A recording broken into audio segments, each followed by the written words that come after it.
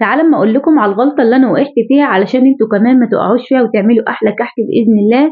كل عام وانتم بخير يا حلوين. علشان نعمل كحك العيد بطريقه سهله وبسيطه، وهقول لك المقدار المظبوط، بس في غلطه كده انا هقول لكم عليها علشان انتوا كمان ما تقعوش فيها. نسمي بالله ونصلي على الرسول عليه افضل الصلاه والسلام. وهنعمل مع بعض كيلو من الدقيق، نزلت عليه بمعلقتين من السكر البودر، معلقتين من السمسم الاحمر، والسكر ما تزوديه زياده عن اللزوم علشان بينشف الكحك زي ما احنا عارفين. هنا دي كده معلقه صغيره من المحلب، شايفين لونها؟ خلي بالكم برضو دي بتغمق الكحك، فانا استخدمت معلقه صغيره للكيلو، دي تختلف عن روايح الكحك، فاللي هتستخدميه من الاتنين بتبقى معلقه صغيره. الغلطه بقى اللي انا غلطتها هنا البيكنج باودر، انا استخدمت معلقه صغيره مش هرميه بس كانت مليانه. يفضل تستخدمي ربع معلقه صغيره من البيكنج باودر علشان دي ضيعت معايا النقشه او البصمه بتاعه الكحك، فخلي بالكم من الموضوع ده. دي الغلطه اللي حبيت اقول لكم عليها. معايا هنا انا بعمله على البارد نص كيلو من السمنه، فكها بس على النار علشان احنا في الشتاء، يا دوبك ده في حاجات بسيطه.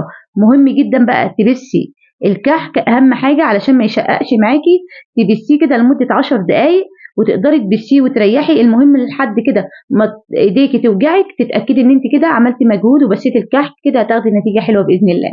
هنا معايا شويه من الحليب، هبدا بقى اعمل لهم اختبار يعني للخميره، معلقه صغيره برده من الخميره الفوريه للكيلو. هبدا كده ادوب الخميره كويس وهركنها على جنب، وفي الحليب برده ربع معلقه من السكر علشان تنشط معايا الخميره. اهم حاجه بقى الملبن تنفضيه كويس من السكر او النشا اللي بيبقوا موجودين عليه. واستخدمت سوداني مجروش وجوز الهند ناعمه، حاجه بسيطه من ريحه الموز وادعيلي. للكيلو استخدمت له نص كيلو من الملبن، اهم حاجه تجيبي نوع ملبن يكون كويس.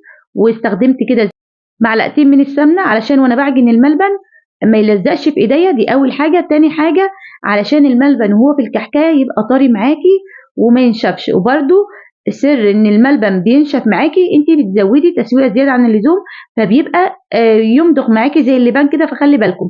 هقول لك على حاجه بقى تحطيها على الملبن، حاجه بسيطه من البيكنج باودر على النص كيلو، يعني اقل من ربع معلقه صغيره خالص، بتوزع معاكي الملبن في الكحكايه.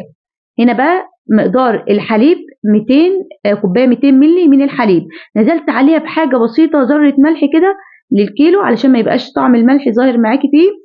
وهدوب الملح، تقدري تحطي ذره الملح دي بين صوابعك في الدقيق، بس اهم حاجه يكون ملح ناعم ما يكونش خشن.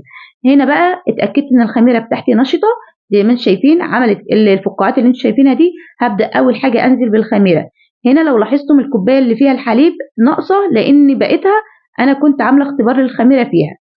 اللهم صل وسلم على سيدنا محمد. طبعا انا مش بستخدم كميه حليب اكتر من كده علشان خاطر هو كيلو الدقيق بنستخدمه له 200 كوبايه 200 مللي من الحليب.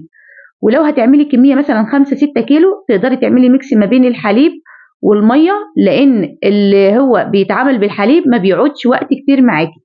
فمعلومه كده على السريع حبيت اقولها لكم، وتقدري تعمليه بميه من غير حليب خالص. لكن لو هتعملي 2 كيلو كده تقدري تعمليهم بحليب بألف هنا.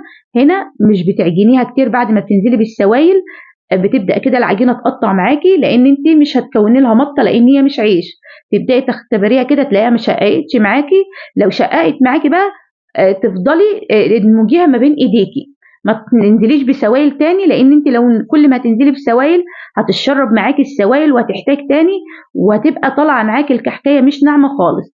هنا طبعا الملبن ببدا اكوره وابدا كده. مهم جدا تاخدي قطعه العجين تدمجيها بايديكي زي ما انتم شايفين، وبعد ما تحشيها تبداي برضو تكوريها ما بين ايديكي الاثنين زي ما انتم شايفين معايا، علشان خاطر تديكي كده العجينه السطح بتاعها يبقى ملمسه ناعم خالص، مفيش فيه اي تشققات.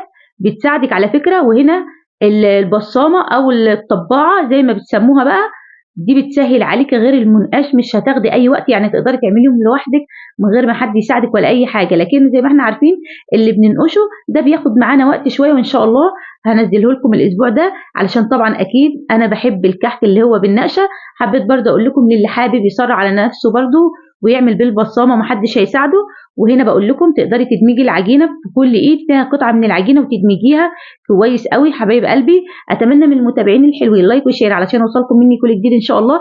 هنا بقول لكم مفيش اي تشققات لان انا خدمتها الاول. اهم حاجه لما بسيها 10 دقائق ربع ساعه، كل ما تبسيها على فكره هتساعدك تديكي نتيجه حلوه. ولما نزلت بالحليب زي ما شفتوا ما عجنتهاش زي ما بنعجن العيش، لا بدمجها بصوابع ايديا كده، اشرب الحليب بصوابع ايديا زي ما اتفقنا يا حلوين، لان هي مش عيش علشان ما تكونش معاكي مطه في العجين. ما شاء الله حرفيا بعد بقى ما تكوري للصينيه ابدأي بصميها على طول، ما تسيبيش كل الكميه وفي الاخر تبصميها، لا كل صينيه تعمليها بصميها، دخليها فرن سخن درجه حراره 180 هتاخد معاكي اللون التحفه من تحت. وبعد كده ولعي لها الشوايه. هنا بقول لكم بقى شايفين اللي عملت فتحه ديت، انا كنت مكتره لها حشوه فخلي الحشوه كده في المعقول. ما شاء الله يعني الكحكايه بالحشوه بتاعتها 25 جرام، ويسوي في صينيه الومنيوم بتوزع الحراره بتبقى كويسه. هنا الرسمه ظاهره حاجات بسيطه عشان البيكنج باودر، وعلى فكره ما سبتهاش خمرت. اول ما خلصت على طول قمت شغلت فرني وبدات اسوي فيه. ما بتزوديه زياده عن اللزوم في التسويه بتاعت اللي هو فيه الملبن علشان الملبن ما ينشفش معاكي.